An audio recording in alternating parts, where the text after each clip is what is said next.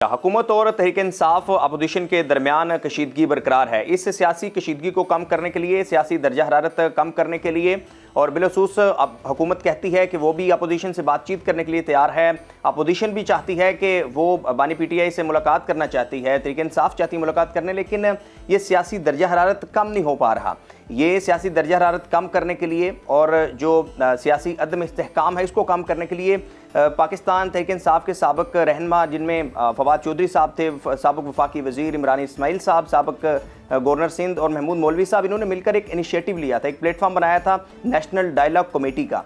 उस जो national dialogue committee बनाई गई उसको भी क्या उस हद तक जो है वो नताइज हासिल नहीं हो सके। और अब क्या आइंदा आने वाले दिनों में ये जो सियासी अदम इस्तेहकाम है ये कम हो पाएगा, जो गैप है between the government and opposition ये कम हो पाएगा। और इस वक्त जो पाकिस्तान तहरीक इंसाफ की क़यादत है वो भी हमें मुख्तलिफ ग्रुप्स में तकसीम दिखाई दे रही है, और क्या इस तकसीम के साथ कोई बड़ा ब्रेक थ्रू हो पाएगा या नहीं।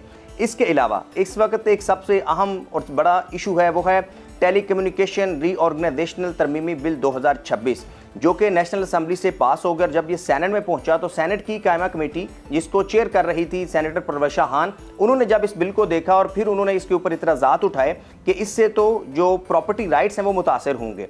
तो इस तरह ये कैसे तेज़ी के साथ बिल पास हो जाता है, ये हुकूमत की नीयत को जाहिर करता है या फिर हुकूमत ने जानबूझकर, जो रेलिवेंट मिनिस्टर हैं उन्होंने जानबूझकर, रेलिवेंट मिनिस्ट्री ने इसको अप्रूव्ड करवाना चाहा।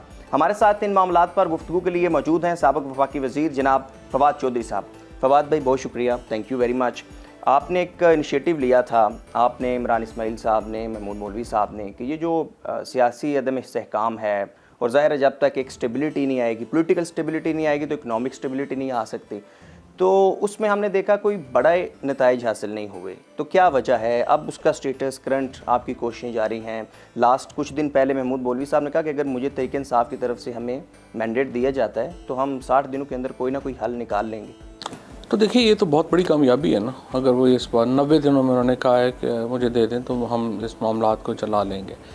पिछले साल आखिरी मुलाकात हुई थी मेरी खान साहब से, और उस मुलाकात में मैंने इमरान खान साहब से ये अर्ज़ की कि देखिए सर, हम कोई मिलिटेंट नहीं हैं, हम कोई बंदूकें लेके पहाड़ों पे तो नहीं चढ़ सकते, हमें तो सिस्टम के अंदर रहकर जगह अपनी बनानी है और तलाश करनी है।